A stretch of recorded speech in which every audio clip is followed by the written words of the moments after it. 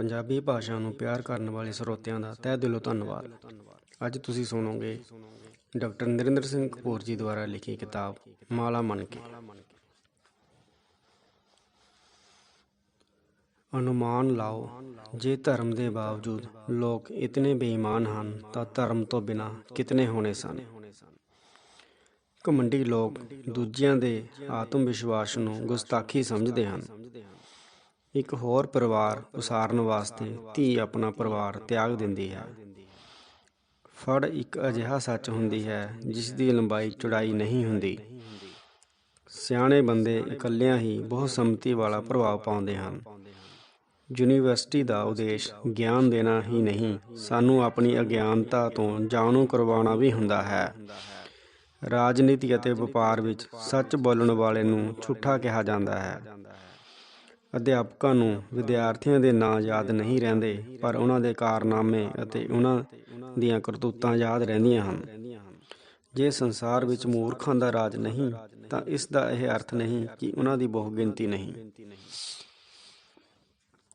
ਜਦੋਂ ਕੋਲ ਕੁਝ ਨਾ ਹੋਵੇ ਤਾਂ ਕੁਝ ਗੁਆਚ ਜਾਣ ਦੀ ਚਿੰਤਾ ਵੀ ਨਹੀਂ ਹੁੰਦੀ। ਮਨ ਸਰੀਰ ਨੂੰ ਸਵਾਦ ਲੈਣ ਲਈ ਨਿਰੰਤਰ ਉਕਸਾਉਂਦਾ ਰਹਿੰਦਾ ਹੈ। ਜ਼ਿੰਦਗੀ ਵਿੱਚ ਦੁਸ਼ਮਣਾਂ ਦਾ ਹੋਣਾ ਜ਼ਰੂਰੀ ਹੈ। ਜੇਕਰ ਤੁਹਾਡੇ ਦੁਸ਼ਮਣ ਨਹੀਂ, ਤਾਂ ਇਹ ਮਿਹਰਬਾਨੀ ਵੀ ਤੁਹਾਡੇ ਦੋਸਤਾਂ ਨੂੰ ਹੀ ਕਰਨੀ ਪਵੇਗੀ। ਅਸੀਂ ਜਦੋਂ ਵਸਤਾਂ ਖਰੀਦਦੇ ਹਾਂ ਤਾਂ ਨਾਲ ਹੀ ਉਹਨਾਂ ਦੇ ਗੁਆਚ ਜਾਣ ਅਤੇ ਖਰਾਬ ਹੋਣ ਦੀ ਚਿੰਤਾ ਵੀ ਖਰੀਦ ਲਿਆਉਂਦੇ ਹਾਂ।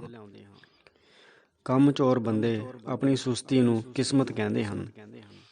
ਲਾਇਕ ਵਿਦਿਆਰਥੀਆਂ ਨੂੰ ਬਹੁਤ ਪੜ੍ਹਨਾ ਪੈਂਦਾ ਹੈ। ਨਲਾਇਕਾਂ ਦਾ ਬਿਨਾਂ ਪੜ੍ਹੇ ਹੀ ਸਰ ਜਾਂਦਾ ਹੈ। ਜਿਸ ਤੋਂ ਪੈਸੇ ਲੈਣੇ ਹੋਣ ਉਸ ਨਾਲ ਸਾਊ ਵਿਹਾਰ ਕਰਨਾ ਚਾਹੀਦਾ ਹੈ। ਪਤਨੀ ਪਤੀ ਨਾਲ ਇਵੇਂ ਹੀ ਕਰਦੀ ਹੈ। ਜਦੋਂ ਕੋਈ ਪ੍ਰਸਿੱਧ ਹੋ ਜਾਂਦਾ ਹੈ ਤਾਂ ਉਸਦੇ ਦਰਜਨਾਂ ਅਧਿਆਪਕ, ਸੈਂਕੜੇ ਜਮਾਤੀ ਅਤੇ ਅਣਗਿਣਤ ਰਿਸ਼ਤੇਦਾਰ ਉਪਜ ਪੈਂਦੇ ਹਨ। ਦੂਰ ਰਹਿੰਦੇ ਰਿਸ਼ਤੇਦਾਰ ਅਤੇ ਸੰਬੰਧੀ ਚੰਗੇ ਹੁੰਦੇ ਹਨ, ਕਿਉਂਕਿ ਉਹ ਕਦੇ ਕਦਾਈ ਹੀ ਆਉਂਦੇ ਹਨ। ਜਿਹੜੇ ਮੂੰਹ ਆਈ ਗੱਲ ਕਹਿ ਦਿੰਦੇ ਹਨ, ਜੇ ਉਹ ਥੋੜ੍ਹਾ ਜਿਹਾ ਸੋਚਣ ਤਾਂ ਉਹ ਸਿਆਣੀ ਗੱਲ ਵੀ ਕਰ ਸਕਦੇ ਹਨ।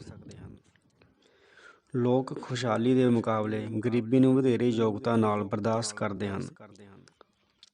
ਛੋਟੇ ਕਸਬਿਆਂ ਵਿੱਚ ਵੇਖਣ ਵਾਲਾ ਬਹੁਤਾ ਨਹੀਂ ਹੁੰਦਾ, ਪਰ ਸੁਣਨ ਵਾਲਾ ਵਧੇਰੇ ਹੁੰਦਾ ਹੈ। ਵੱਡੇ ਸ਼ਹਿਰਾਂ ਵਿੱਚ ਉਲਟ ਹੈ। ਲੋਕ ਅਕਸਰ ਆਪਣੇ ਪੱਖਪਾਤਾਂ ਨੂੰ ਹੀ ਆਪਣੇ ਸਿਧਾਂਤ ਅਤੇ ਅਸੂਲ ਮੰਨਦੇ ਹਨ। ਜਦੋਂ ਪਤਨੀ ਪ੍ਰਸੰਨ ਹੋਵੇ ਤਾਂ ਪਤੀ ਉਸ ਦੀ ਪ੍ਰਸੰਨਤਾ ਦਾ ਕਾਰਨ ਆਪਣੇ ਆਪ ਨੂੰ ਸਮਝਣ ਲੱਗ ਪੈਂਦਾ ਹੈ। ਮੂਰਖਾਂ ਕੋਲ ਗੱਲ ਕਰਨ ਦੀ ਅਕਲ ਅਤੇ ਚੁੱਪ ਰਹਿਣ ਦੀ ਸਿਆਣਪ ਨਹੀਂ ਹੁੰਦੀ।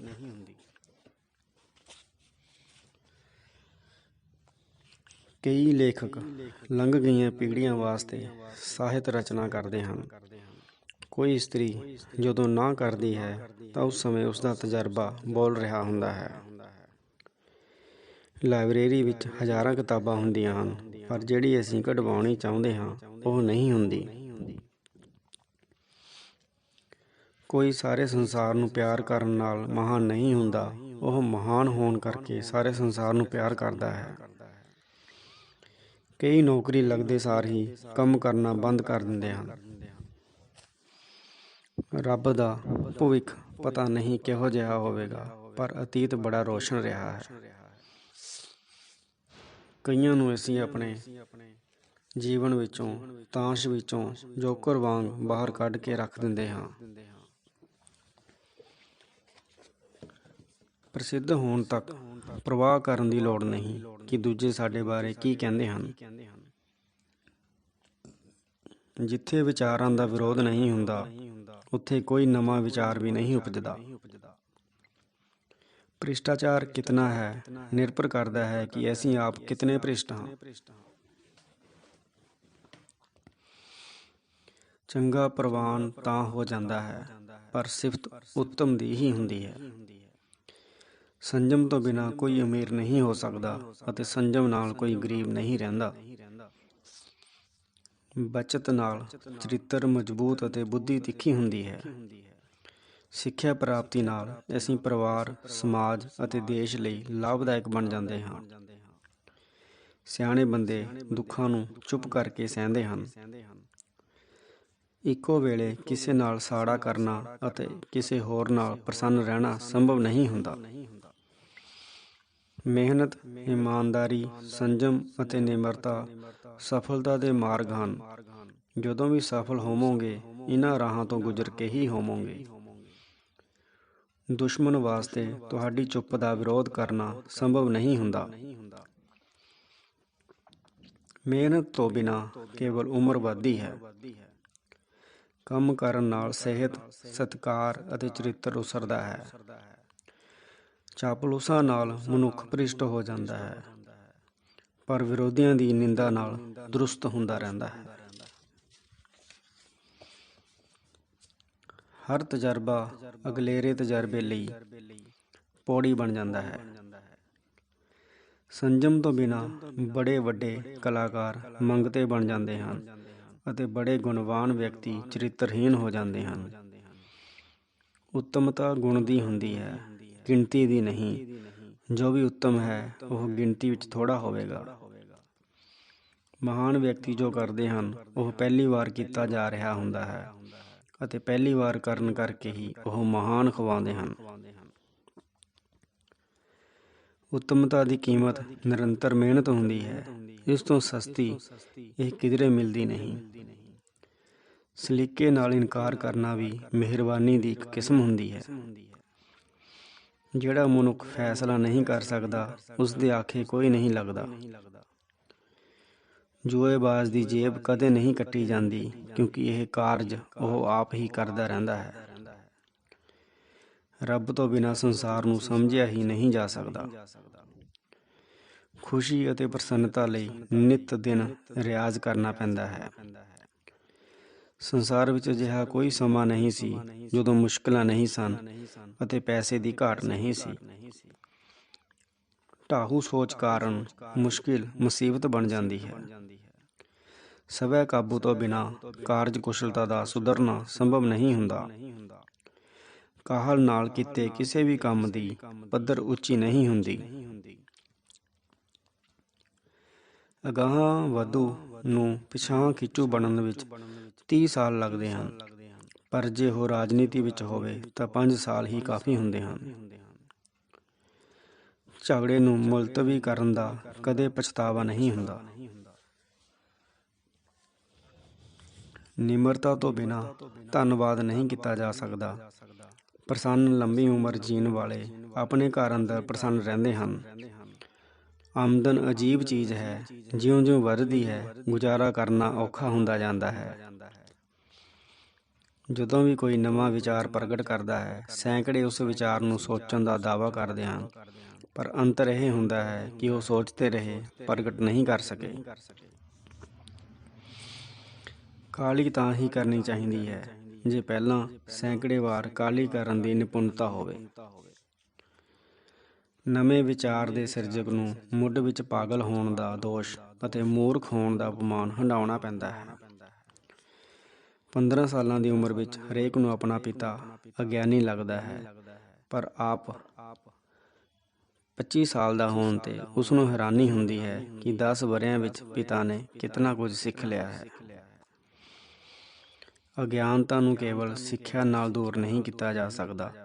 ਕੰਮ ਕਰਨ ਤੋਂ ਬਿਨਾਂ ਸਿੱਖਿਆ ਵੀ ਅਗਿਆਨਤਾ ਨੂੰ ਦੂਰ ਨਹੀਂ ਕਰ ਸਕਦੀ। ਜਿੱਥੇ ਜਵਾਨ ਵਿਹਲੇ ਹੋਣ ਅਤੇ ਬਜ਼ੁਰਗਾਂ ਨੂੰ ਮਜ਼ਦੂਰੀ ਕਰਨੀ ਪਵੇ, ਉੱਥੇ ਵਿਕਾਸ ਅਤੇ ਖੁਸ਼ਹਾਲੀ ਸੰਭਵ ਨਹੀਂ ਹੁੰਦੀ। ਪਰੰਪਰਾਗਤ ਲੋਕ ਜੀਵਨ ਦੇ ਵਿਚਕਾਰ ਜਿਹੇ ਰਹਿ ਕੇ ਪ੍ਰਸੰਨ ਹੁੰਦੇ ਹਨ।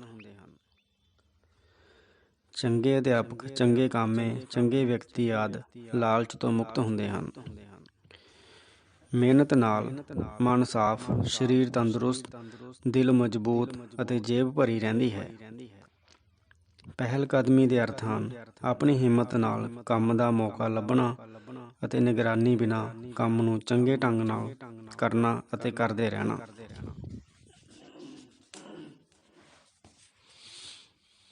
ਜੇ ਸਿੱਖਣ ਦੀ ਜਿਗਿਆਸਾ ਅਤੇ ਸ਼ਰਧਾ ਹੋਵੇ ਤਾਂ ਵਿਦਵਾਨ ਬਣਨਾ ਸੌਖਾ ਹੋ ਜਾਂਦਾ ਹੈ।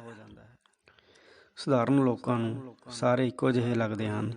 ਮਾਹਿਰ ਨੂੰ ਹਰ ਕੋਈ ਨਿਵੇਕਲਾ ਲੱਗਦਾ ਹੈ। ਖੁਸ਼ ਰਹਿਣੇ ਲੋਕਾਂ ਦੀਆਂ ਆਦਤਾਂ ਸਾਦੀਆਂ ਹੁੰਦੀਆਂ ਹਨ।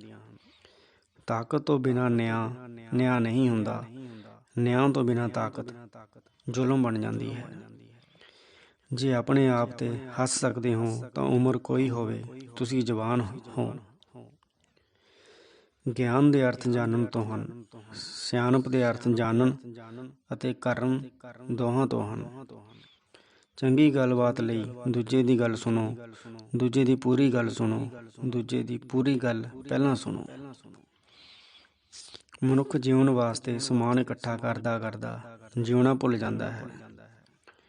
ਦੂਜਿਆਂ ਨਾਲੋਂ ਵੱਖਰਾ ਕੁਝ ਵੱਖਰਾ ਕਰਕੇ ਹੀ ਬਣਿਆ ਜਾ ਸਕਦਾ ਹੈ। ਮਨ ਦੇ ਰੋਗ ਸਰੀਰ ਨੂੰ ਵੀ ਨਿਤਾਣਾ ਕਰ ਦਿੰਦੇ ਹਨ। ਮਹਾਨ ਵਿਅਕਤੀਆਂ ਕੋਲ ਉਦੇਸ਼ ਹੁੰਦੇ ਹਨ। ਸਧਾਰਨ ਲੋਕਾਂ ਕੋਲ ਇੱਛਾਵਾਂ ਹੁੰਦੀਆਂ ਹਨ ਅਤੇ ਨੀਵੇਂ ਬੰਦਿਆਂ ਕੋਲ ਸ਼ਿਕਾਇਤਾਂ ਹੁੰਦੀਆਂ ਹਨ। ਇਸਤਰੀ ਨੇ ਜਦੋਂ ਦੁੱਖ ਮੰਨਣੇ ਹੋਣ ਉਹ ਪਿਆਰ ਕਰਦੀ ਹੈ। ਕਿਸੇ ਦੂਰ ਥਾਂ ਜਿਹੜੀ ਚੀਜ਼ ਡਾਕ ਜਾਂ ਕੋਰੀਅਰ ਰਾਹੀਂ ਭੇਜੀ ਜਾ ਸਕੇ, ਉਹ ਕਿਸੇ ਹੋਰ ਢੰਗ ਨਾਲ ਭੇਜਣੀ ਤਸੱਲੀ ਨਹੀਂ ਦੇਵੇਗੀ। ਕੁਦਰਤ ਕਦੇ ਵੀ ਆਪਣਾ ਕੋਈ ਨੇਮ ਨਹੀਂ ਤੋੜਦੀ। ਸਾਡੀਆਂ ਲੋੜਾਂ ਸੀਮਤ ਹਨ, ਸਾਡੀਆਂ ਇੱਛਾਵਾਂ ਅਸੀਮ ਹਨ। ਮਹਾਨ ਵਿਅਕਤੀ ਮੁਸੀਬਤਾਂ ਦਾ ਨਾਸ਼ਤਾ ਕਰਦੇ ਹਨ। ਅਸਲੀ ਅਮੀਰ ਵਿਅਕਤੀ ਕਿਧਰੇ ਵੀ ਆਪਣੀ ਅਮੀਰੀ ਦੀ ਨੁਮਾਇਸ਼ ਨਹੀਂ ਲਾਉਂਦੇ, ਸਗੋਂ ਹਰ ਥਾਂ ਆਪਣੀ ਅਮੀਰੀ ਨੂੰ ਛੁਪਾਉਂਦੇ ਹਨ। ਸੋਚ ਦਾ ਵਖਰੇਵਾਂ ਹੀ ਘੋੜ ਦੌੜ ਦਾ ਆਧਾਰ ਹੈ। ਸੋਚ ਦੇ ਵਖਰੇਵੇਂ ਕਾਰਨ ਹੀ ਜੂਆ ਖੇਡਿਆ ਜਾਂਦਾ ਹੈ। ਬਹੁਤੇ ਲੋਕ ਚਿੱਠੀ ਪਾਉਂਦੇ ਨਹੀਂ, ਪਰ ਫਿਰ ਵੀ ਉਸ ਦਾ ਜਵਾਬ ਉਡੀਕਦੇ ਹਨ। ਚੰਗੀਆਂ ਪੁਸਤਕਾਂ ਪੜ੍ਹਨ ਨਾਲ ਜ਼ਿੰਦਗੀ ਮਾਣਨ ਦੀ ਸਮਰੱਥਾ ਵੱਧ ਜਾਂਦੀ ਹੈ। ਮੁਸ਼ਕਿਲ ਕਾਰਜ ਤਾਕਤ ਨਾਲ ਨਹੀਂ, ਅਕਲ ਨਾਲ ਸਿਰੇ ਚੜ੍ਹਦੇ ਹਨ। ਮਹਾਨ ਵਿਅਕਤੀ ਸ਼ਾਨ ਸ਼ੌਕਤ ਤੋਂ ਮੁਕਤ ਸਨ, ਭਾਵੇਂ ਉਹ ਸ਼ਹਿਜ਼ਾਦੇ ਸਨ। ਮਹਾਨਤਾ ਉਹਨਾਂ ਨੇ ਰਾਜ ਮਹਿਲਾਂ ਨੂੰ ਤਿਆਗ ਕੇ ਹੀ ਪ੍ਰਾਪਤ ਕੀਤੀ। ਸੱਚੀ ਅਰਦਾਸ ਵਿੱਚ ਹੱਥ ਹੀ ਨਹੀਂ, ਆਤਮਾ, ਦਿਲ ਅਤੇ ਮਨ ਵੀ ਜੁੜ ਜਾਂਦੇ ਹਨ। ਕੰਮ ਕੋਈ ਹੋਵੇ, ਤਿਆਰੀ ਕਰਕੇ ਰੱਖੋ। ਤਿਆਰੀ ਕਰਕੇ ਰੱਖਣ ਦਾ ਕਦੇ ਪਛਤਾਵਾ ਨਹੀਂ ਹੁੰਦਾ। ਬਜ਼ੁਰਗ ਯਥਾਰਥ ਨਾਲ ਰੋਮਾਂਸ ਕਰਦੇ ਹਨ। ਬਾਂਦਰ ਅਤੇ ਬੱਚਾ ਜੇ ਚੁੱਪ ਕਰਕੇ ਬੈਠੇ ਹੋਣ ਤਾਂ ਸਮਝੋ ਬਿਮਾਰ ਹਨ। ਮਾਂ ਪੁੱਤਰ ਨੂੰ ਬੋਲਣਾ ਸਿਖਾਉਂਦੀ ਹੈ, ਪਤਨੀ ਆ ਕੇ ਚੁੱਪ ਰਹਿਣਾ ਸਿਖਾਉਂਦੀ ਰਹਿੰਦੀ ਹੈ। ਮਨੁੱਖ ਦੀ ਜ਼ਿੰਦਗੀ ਵਿੱਚ ਵਿਆਹ ਮੀਲ ਪੱਥਰ ਨਹੀਂ ਹੁੰਦਾ, ਹਰ ਮੀਲ ਤੇ ਪੱਥਰ ਸਾਬਤ ਹੁੰਦਾ ਹੈ। ਖੋਜ ਦੱਸਦੀ ਹੈ ਕਿ ਵਿਆਹਿਆਂ ਦੀ ਉਮਰ ਛੜਿਆਂ ਨਾਲੋਂ ਲੰਮੀ ਹੁੰਦੀ ਹੈ, ਪਰ ਅਸਲੀਅਤ ਇਹ ਹੈ ਕਿ ਇਹ ਲੰਬੀ ਹੁੰਦੀ ਨਹੀਂ, ਲੰਮੀ ਲੱਗਦੀ ਹੀ ਹੈ। ਸਾਹਿਤ ਸਾਡੀਆਂ ਅੰਦਰਲੀਆਂ ਖਾਮੋਸ਼ੀਆਂ ਨੂੰ ਜ਼ੁਬਾਨ ਲਾ ਦਿੰਦਾ ਹੈ। ਹਰੇਕ ਸੱਭਿਆਚਾਰ ਨਿਰੰਤਰ ਦੁਹਰਾਓ ਨਾਲ ਜੀਵਤ ਰਹਿੰਦਾ ਹੈ। ਮਨੁੱਖ ਦੀ ਕੋਈ ਵੀ ਕਿਰਤ ਨਿਰੋਲ ਨਵੀਂ ਨਹੀਂ ਹੁੰਦੀ। ਉਸ ਦੀਆਂ ਤੰਦਾਂ ਅਤੇ ਜੜ੍ਹਾਂ ਨਿਸ਼ਚੇ ਹੀ ਅਤੀਤ ਵਿੱਚ ਫੈਲੀਆਂ ਹੁੰਦੀਆਂ ਹਨ। ਪੁਸਤਕ ਦੀ ਭੂਮਿਕਾ ਛਾਪੀ ਆਰੰਭ ਵਿੱਚ ਜਾਂਦੀ ਹੈ, ਪਰ ਇਹ ਲਿਖੀ ਸਭ ਤੋਂ ਅਖੀਰ ਵਿੱਚ ਜਾਂਦੀ ਹੈ। ਲੋਕ ਕਹਾਣੀਆਂ ਸਾਨੂੰ ਆਪਣੀਆਂ ਸਮੱਸਿਆਵਾਂ ਸਮਝੌਤੇ ਦੀ ਬਿਰਤੀ ਨਾਲ ਹੱਲ ਕਰਨੀਆਂ ਸਿਖਾਉਂਦੀਆਂ ਹਨ। ਸਮੱਸਿਆ ਸੁਲਝਾਉਣ ਤੋਂ ਪਹਿਲਾਂ ਉਸ ਨੂੰ ਸਮਝਣਾ ਜ਼ਰੂਰੀ ਹੁੰਦਾ ਹੈ। ਘੱਟ ਬੋਲੇ, ਘੱਟ ਖਾਧੇ, ਘੱਟ ਸੁੱਤੇ ਅਤੇ ਘੱਟ ਖਰਚੇ ਦਾ ਕਦੇ ਪਛਤਾਵਾ ਨਹੀਂ ਹੁੰਦਾ। ਸਾਹਿਤ ਪੜ੍ਹਨ ਨਾਲ ਅਸੀਂ ਉੱਚੇ ਵੀ ਉੱਠਦੇ ਹਾਂ ਅਤੇ ਡੂੰਘੇ ਵੀ ਉਤਰਦੇ ਹਾਂ। ਤਿਕੋਣੇ ਰਿਸ਼ਤੇ ਮੌਜੂਦ ਹਨ, ਹਰ ਥਾਂ ਹੁੰਦੇ ਹਨ, ਪਰ ਇਹ ਪ੍ਰਵਾਨ ਕਿਧਰੇ ਵੀ ਨਹੀਂ ਹੁੰਦੇ। ਸਮਾਜ ਕੋਈ ਹੋਵੇ, ਸਾਮੰਤਵਾਦੀ, ਪੂੰਜੀਵਾਦੀ, ਸਮਾਜਵਾਦੀ, ਮਨੁੱਖ ਨੂੰ ਵਿਚਰਨਾ ਪ੍ਰਵਾਨਿਤ ਸੱਭਿਆਚਾਰ ਅਧੀਨ ਹੀ ਪੈਂਦਾ ਹੈ। ਡਰ ਸਾਵਧਾਨੀ ਉਪਜਾਉਂਦਾ ਹੈ। ਜ਼ਿੰਦਗੀ ਦੀਆਂ ਮੁਸ਼ਕਿਲਾਂ ਕਿਤਨੀਆਂ ਵੀ ਹੋਣ, ਜ਼ਿੰਦਗੀ ਹੌਲੀ ਹੌਲੀ ਹਰੇਕ ਮੁਸ਼ਕਿਲ ਨੂੰ ਸਹਿਣਯੋਗ ਬਣਾ ਦਿੰਦੀ ਹੈ। ਕਈ ਇਸ ਲਈ ਕੌੜੀ ਸ਼ਰਾਬ ਪੀ ਜਾਂਦੇ ਹਨ ਕਿਉਂਕਿ ਇਹ ਉਹਨਾਂ ਦੀ ਜ਼ਿੰਦਗੀ ਨਾਲੋਂ ਵੱਧ ਕੌੜੀ ਨਹੀਂ ਹੁੰਦੀ। ਨਾਜਾਇਜ਼ ਰਿਸ਼ਤੇ ਵਿੱਚ ਆਨੰਦ ਨਾਲੋਂ ਡਰ ਵਧੇਰੇ ਹੁੰਦਾ ਹੈ। ਹਸਪਤਾਲ ਵਿੱਚ ਮਰੀਜ਼ਾਂ ਦੀ ਆਪਸੀ ਗੱਲਬਾਤ ਦੁੱਖਾਂ ਨਾਲ ਸ਼ੁਰੂ ਹੋ ਕੇ ਸਾਂਝਾਂ ਦਾ ਸੁੱਖ ਬਣ ਜਾਂਦੀ ਹੈ। ਕਿਸੇ ਦੇ ਮਰਨ ਉੱਤੇ ਅਫਸੋਸ ਕਰਨ ਵਾਲੇ ਜ਼ਿੰਦਗੀ ਦੀ ਰੌਣਕ ਵਿੱਚੋਂ ਆਏ ਹੋਣ ਕਰਕੇ ਥੋੜ੍ਹਾ ਦੁੱਖ ਲੈ ਕੇ ਥੋੜ੍ਹਾ ਜਿਹਾ ਭਰੋਸਾ ਦੇ ਜਾਂਦੇ ਹਨ। ਇਵੇਂ ਦੁੱਖ ਪ੍ਰਸਾਦ ਵਾਂਗ ਵੰਡਿਆ ਜਾਣ ਕਰਕੇ ਘਟ ਜਾਂਦਾ ਹੈ। ਜਿਨ੍ਹਾਂ ਦਾ ਵਧੇਰੇ ਲੋਕਾਂ ਨਾਲ ਮੇਲ-ਜੋਲ ਹੁੰਦਾ ਹੈ ਉਹ ਬਿਮਾਰ ਘੱਟ ਪੈਂਦੇ ਹਨ ਅਤੇ ਜੇ ਬਿਮਾਰ ਹੋ ਵੀ ਜਾਣ ਤਾਂ ਜਲਦੀ ਠੀਕ ਹੋ ਜਾਂਦੇ ਹਨ।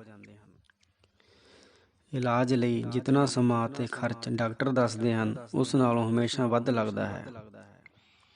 ਮਹਿਮਾਨ ਉੱਥੇ ਹੀ ਆਉਂਦੇ ਹਨ ਜਿੱਥੇ ਭੋਜਨ ਅਤੇ ਬਿਸਤਰਾ ਮਿਲੇ। ਕਿਧਰੇ ਵੀ ਫਟੇ ਕੱਪੜਿਆਂ ਨੂੰ ਨਵੇਂ ਬਟਨ ਲਾਉਣ ਦਾ ਰਿਵਾਜ ਨਹੀਂ ਹੈ। ਜਦੋਂ ਵੀ ਸਮਾਜ ਦਾ ਸੰਤੁਲਨ ਵਿਗੜਦਾ ਹੈ ਤਾਂ ਇਸਤਰੀ ਦੇ ਸੰਤਾਪ ਵੱਧ ਜਾਂਦੇ ਹਨ। ਮਨੁੱਖ ਉਸ ਦਿਨ ਬਾਂਦਰ ਨਹੀਂ ਸੀ ਰਿਹਾ ਜਿਸ ਦਿਨ ਉਸਨੇ ਕਿਤਾਬ ਫੜ ਲਈ ਸੀ। ਜਦੋਂ ਕੋਈ ਮਹਾਨ ਕਵੀ ਮਰਦਾ ਹੈ ਤਾਂ ਜ਼ੁਬਾਨ ਉਸਦੀ ਕਬਰ 'ਤੇ ਉਦੋਂ ਤੱਕ ਵਹਿਣ ਪਾਉਂਦੀ ਰਹਿੰਦੀ ਹੈ ਜਦੋਂ ਤੱਕ ਕੋਈ ਨਵਾਂ ਪ੍ਰਤਿਭਾਸ਼ੀਲ ਅਤੇ ਵੱਡਾ ਸ਼ਾਇਰ ਆ ਕੇ ਉਸ ਜ਼ੁਬਾਨ ਦੀ ਬਾਂਹ ਨਹੀਂ ਫੜਦਾ। ਜੇ ਲੈਣ ਦੇਣ ਸਤਿਕਾਰ ਭਰਿਆ ਅਤੇ ਨਿਆਂਪੂਰਨ ਨਾ ਹੋਵੇ ਤਾਂ ਇਹ ਕੁਝ ਲੋਕਾਂ ਨੂੰ ਲੋਭੀ ਅਤੇ ਬਾਕੀਆਂ ਨੂੰ ਹਿੰਸਕ ਬਣਾ ਦਿੰਦਾ ਹੈ। ਜੇ ਅੰਦਰ ਚਾਹ ਹੋਵੇ ਤਾਂ ਲੰਗੜੇ ਵੀ ਨੱਚਣ ਲੱਗ ਪੈਂਦੇ ਹਨ। ਆਨੰਦ ਇੱਕ ਅਜਿਹੀ ਡੂੰਘਾਈ ਹੈ ਜੋ ਸਿਖਰਾਂ ਨੂੰ ਸੱਦਾ ਦਿੰਦੀ ਹੈ। ਮਾਂ ਆਪਣੇ ਬੱਚੇ ਦਾ ਮੂੰਹ ਇਸ ਵਿਸ਼ਵਾਸ ਨਾਲ ਚੁੰਮਦੀ ਹੈ ਕਿ ਉਹ ਹੋਰ ਸੋਹਣਾ ਹੋ ਜਾਵੇਗਾ। ਇਸੇ ਕਾਰਨ ਬੱਚੇ ਦਾ ਮੂੰਹ ਚੁੰਮਣ ਉਪਰੰਤ ਉਹ ਬੱਚੇ ਦੇ ਚਿਹਰੇ ਨੂੰ ਧਿਆਨ ਨਾਲ ਵੇਖਦੀ ਹੈ। ਚੰਗੇ ਚਿੱਤਰ ਦਾ ਸਿਰਲੇਖ ਦੇਣ ਦੀ ਲੋੜ ਨਹੀਂ ਪੈਂਦੀ। ਆਸ ਉਮੀਦ ਦੀ ਮੌਤ ਸਭ ਤੋਂ ਅਖੀਰ ਵਿੱਚ ਹੁੰਦੀ ਹੈ। ਪ੍ਰੇਮਿਕਾ ਆਪਣੇ ਦਿਲ ਨਾਲ ਜਾਣ ਜਾਂਦੀ ਹੈ ਕਿ ਪ੍ਰੇਮੀ ਕੀ ਕਹਿਣਾ ਚਾਹੁੰਦਾ ਹੈ। ਜਿਹੜਾ ਵੀ ਕੁਦਰਤ ਦਾ ਕੋਈ ਨੇਮ ਤੋੜੇਗਾ ਉਸ ਨੂੰ ਨਤੀਜੇ ਹਨੇਰੇ ਸਵੇਰੇ ਭੁਗਤਣੇ ਹੀ ਪੈਣਗੇ। ਰੱਬ ਦੇ ਤੋਹਫਿਆਂ ਸਾਹਮਣੇ ਮਨੁੱਖ ਦੀ ਕਲਪਨਾ ਸ਼ਰਮਸ਼ਾਰ ਹੁੰਦੀ ਰਹਿੰਦੀ ਹੈ। ਪੁਰਾਣੇ ਗੀਤਾਂ ਵਿੱਚ ਸਾਨੂੰ ਮਿੱਠੀਆਂ ਯਾਦਾਂ ਦੀਆਂ ਜਵਾਨ ਗਲੀਆਂ ਵਿੱਚ ਲੈ ਜਾਣ ਦੀ ਯੋਗਤਾ ਹੁੰਦੀ ਹੈ।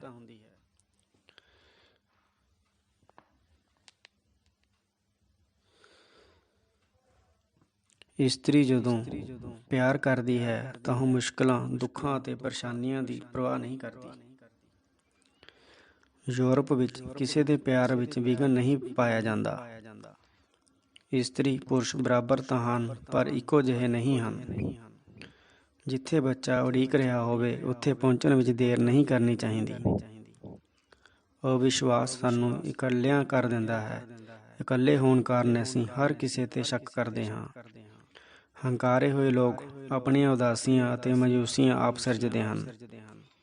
ਵੱਡੇ ਹਾਦਸਿਆਂ ਦੇ ਗਵਾਹ ਹੋਣ ਕਰਕੇ ਵੀ ਅਸੀਂ ਆਪਣੇ ਆਪ ਨੂੰ ਆਮ ਲੋਕਾਂ ਨਾਲੋਂ ਵੱਖਰੇ ਸਮਝਦੇ ਹਾਂ।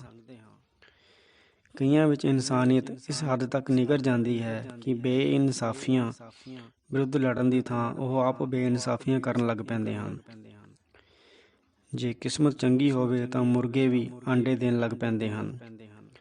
ਪਿਆਰ ਦੀ ਸਿਖਰ 'ਤੇ ਖਲੋ ਕੇ ਮਨੁੱਖ ਕੇਵਲ ਮਿਹਰਬਾਨ ਹੀ ਹੋ ਸਕਦਾ ਹੈ। ਕੇਵਲ ਮਹਿਸੂਸ ਕਰਨ ਵਾਲੇ ਸੋਚਵਾਨ ਵਿਅਕਤੀ ਹੀ ਜ਼ਿੰਦਗੀ ਜਿਉਂਦੇ ਹਨ।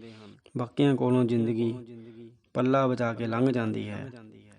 ਬੱਚਿਆਂ ਦੀ ਦਿਲਚਸਪੀ ਤੱਥਾਂ ਵਾਲੀਆਂ ਨਹੀਂ ਸਗੋਂ ਕਲਪਨਾ ਅਤੇ ਕਾਰਜ ਵਾਲੀਆਂ ਕਹਾਣੀਆਂ ਵਿੱਚ ਹੁੰਦੀ ਹੈ।